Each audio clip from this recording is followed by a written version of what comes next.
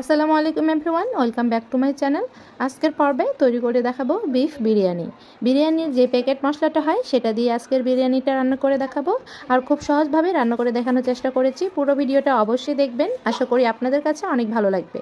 তো বিরিয়ানি রান্না করার জন্য প্রথমে আলু ভেজে নিব। এখানে আমি 5টার মতো আলু একটু বড় সাইজ করে কেটে নিয়েছি। এখন সামান্য পরিমাণে লবণ দিয়ে ভেজে নিতে হবে।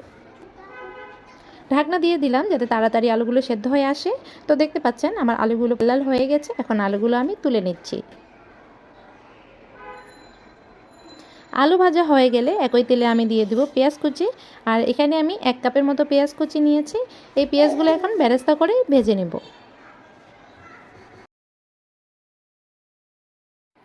তো দেখতে পাচ্ছেন আমার বেরেস্তা ভাজা হয়ে গেছে। ঠিক এরকম কালার চলে আসলে বেরেস্তাগুলো তুলে নিতে হবে।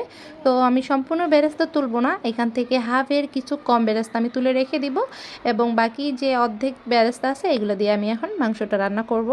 তো এখানে আমি প্রায় 1 কেজির মতো গরুর মাংস নিয়ে নিয়েছি।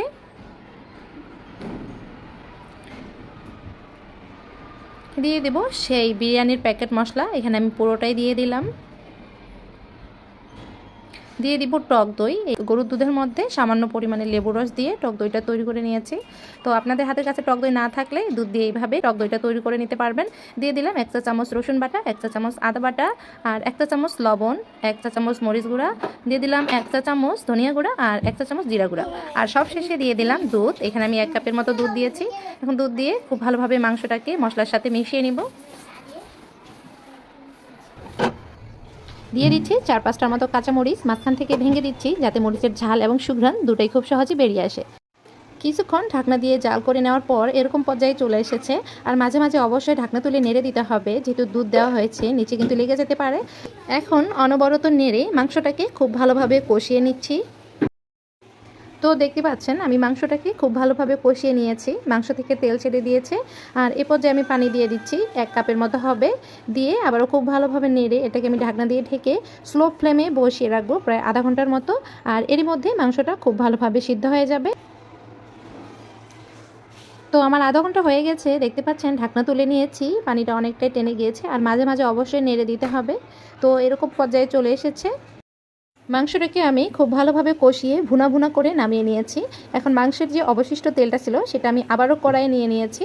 আর এই তেল দিয়ে আমি চালটা ভেজে নিব, আর বাড়তি কোনো তেল দেওয়ার প্রয়োজন নেই। চালটা আমি অন্য পাতিলে ট্রান্সফার করে নিয়েছি, কারণ আমার যে আগের কড়াইটা ছিল সেটা একটু ছোট। যখন আমি পানিটা দিব তখন এটা পড়ে যেতে চাইবে, তো সেজন্য আমি একটা বড় পাতিলের মধ্যে চালটা ট্রান্সফার করে এখানে ভেজে নিচ্ছি। তো চালটা খুব ভালোভাবে আমার ভেজে নেওয়া হয়ে গেছে। এখন আমি দিয়ে দিব ফুটন্ত গরম পানি। দিয়ে দিচ্ছি 1 কাপ পরিমাণ তরল দুধ, অর্থাৎ দুধ আর পানি মিলে যাতে চালের ডাবল হয় ঠিক এরকম করে দিতে হবে। 2 কাপ চাল হলে দুধ আর পানি মিলে 4 কাপ পরিমাণ পানি নিতে হবে। এই পর্যায়ে চুলার আঁচটা হাই করে খুব ভালোভাবে নেড়ে মিশিয়ে নিতে হবে। আর স্বাদ মতো লবণ দিয়ে দিতে হবে। ঢাকনা দিয়ে ঢেকে দিচ্ছি প্রায় 4-5 মিনিটের জন্য। তো 4-5 মিনিট পরে পানিটা পুরো টেনে গিয়েছে, দেখতে পাচ্ছেন। আর এ পর্যায়ে অনবরত নেড়ে দিতে হবে, না হলে নিচে লেগে যাবে। আর চুলার আঁচটা একটু কমিয়ে মিডিয়াম টু লো করে রাখতে হবে। চালটা আমার প্রায় 70% সেদ্ধ হয়ে এসেছে। এ পর্যায়ে আমি মাংসটা দিয়ে দিচ্ছি।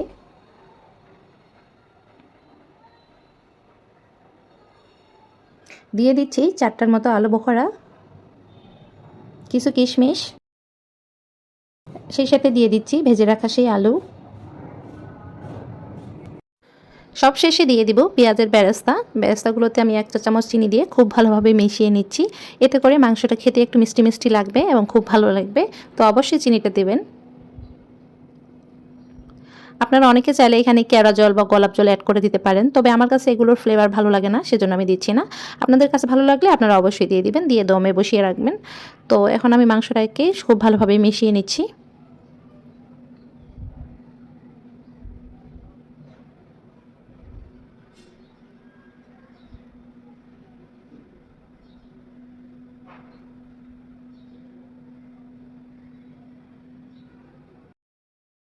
তো আমার মিশিয়ে নেওয়া হয়ে গেছে, দেখতে পাচ্ছেন। আর এখন আমি ঢাকনা দিয়ে ঢেকে এটাকে দমে বসিয়ে রাখবো।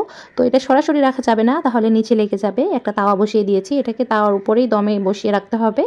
তো বিরিয়ানির সে পাতিলটা বসিয়ে দিলাম, আর এইভাবে আমি 10 মিনিটের মতো রাখবো। তো 10 মিনিট পরে ফিরে এসেছি, দেখতে পাচ্ছেন আমার বিরিয়ানি পুরোপুরি রেডি। তো আর পরিবেশন করে দেখাচ্ছি না, এখান থেকে বিদায় নিচ্ছি। সকলকে অসংখ্য ধন্যবাদ ভিডিওটি কষ্ট করে দেখার জন্য।